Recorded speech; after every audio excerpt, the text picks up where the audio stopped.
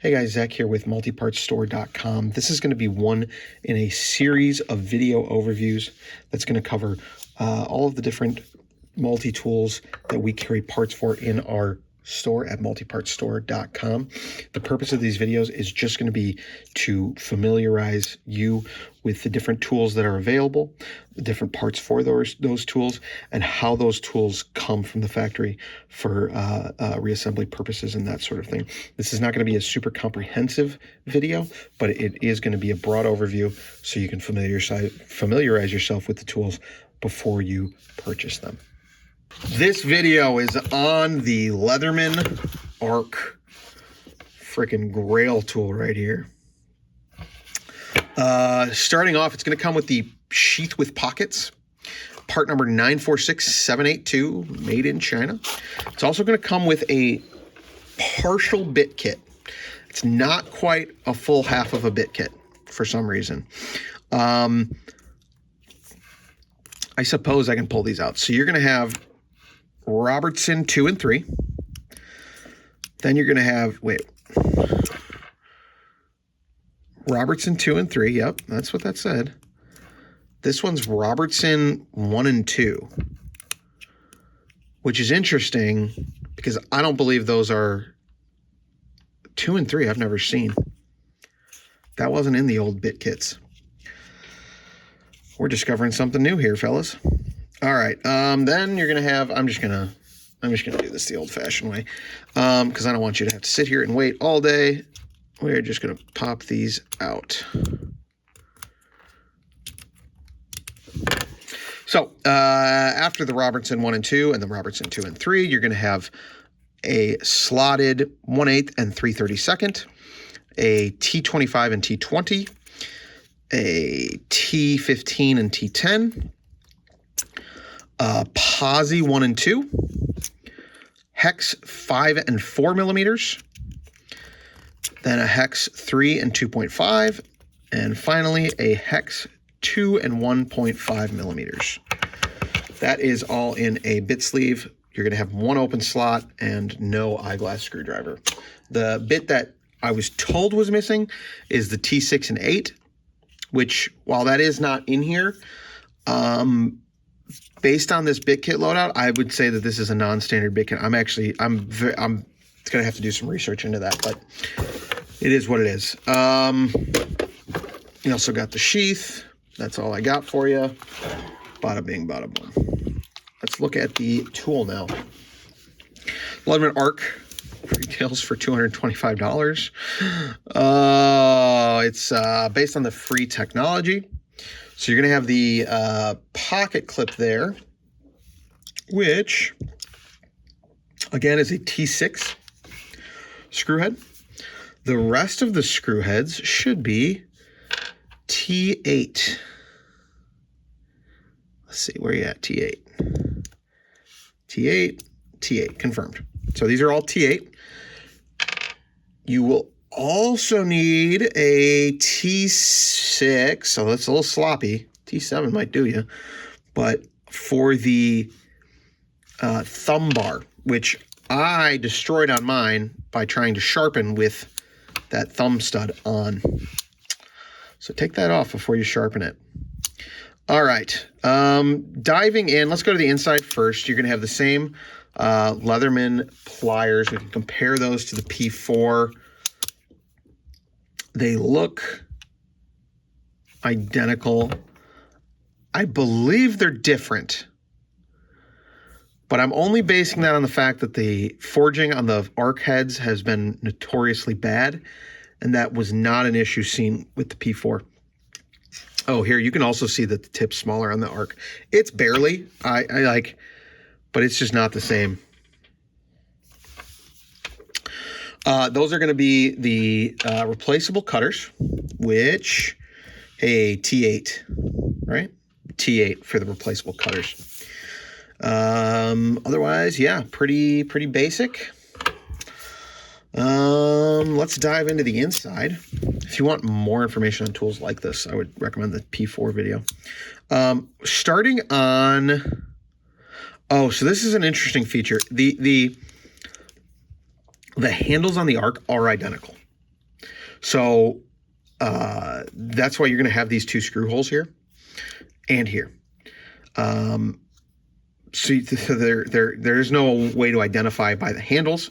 It's simply going to be based on what tools are in each handle. So let's start with the blade handle, right? You're going to have this Magnacut blade, plain edge blade. Obviously, it stands out. You can tell where it is. Interior of that, you're going to have the can opener and the large bit driver. And that's got a Phillips combo 1-2 and a 3/16 slotted on the other side. And then finally, on the opposite side, you are going to have a saw blade. If you do purchase these, this spine is sharp. I've posted about this before. I would recommend taking care with that. Although this one's not super sharp, so maybe it was just the one I got.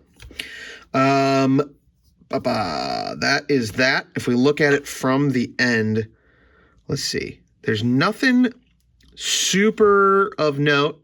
You've, again, like with all the free three technology, you're going to have the spring bars in line with the tools. So you're going to have the saw on the left, then the spring bar. Then you've got a little spacer in this case, and that spacer is to keep the bit from falling out of your driver bit handle. Then you're going to have the can opener, and then another spacer, or another spring spacer, and then the knife blade.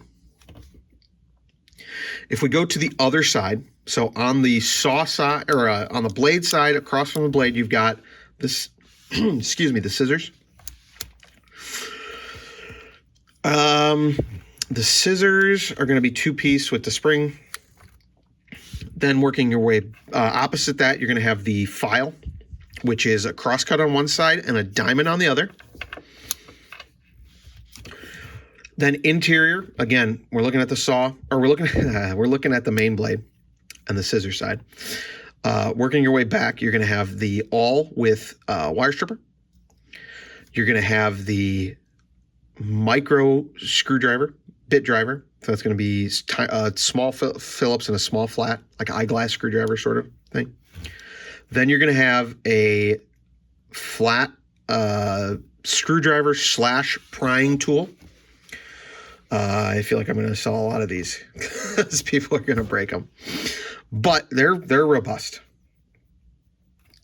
And finally, you've got the bottle opener on that tool. And then in the back there, again, is the file.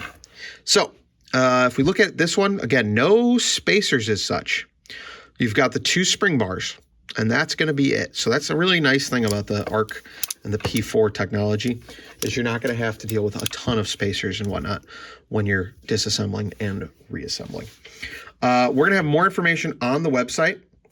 There is that hopefully will include pivot size, screw drive size, as well as tool thicknesses, so you can plan out your builds before you get too far. Hope that helps. If you have any questions, my email is zach@multipartstore.com. Feel free to reach out to me there with any questions you have, and we'll get you rolling. Thanks. Quick update for the Leatherman Arc. I'm halfway through taking apart the Leatherman Free P4, but I think these parts are going to be the same on the Arc. First of all, you're going to see 4 of these large, thick spacers, which simply drop in to the frame and provide the right spacing for the plier head to slot in. Those are... there's 4 of those, and they're just spacers, and those will come with the frame pieces. And then also on the plier head, this is the Free P4 again, but it is the same. You're going to get 2 of these elastomer bushings, and those simply slot. They just drop right in, and once they're closed up, you don't have access to them. I think they're held in, I don't know, which way. So those stay in place once it's in the frame, but when it's removed from the frame, they can very easily just fall right out. So those will likely come in a bag alongside the pliers heads. As with the Leatherman Free P4, the Leatherman Arc also requires one of these small spacers internal on each frame at the pivot to space the blade away from the frame just enough, and that's on all four sides. So if you buy a frame, you'll get two of these to go outside of like the blade and the scissors, or the file, or the saw. So whichever one of those you end up putting in there, they'll put these on the inside of the frame and then your large tool afterwards. So hopefully that makes sense. They'll come with any frame order from the Leatherman Arc.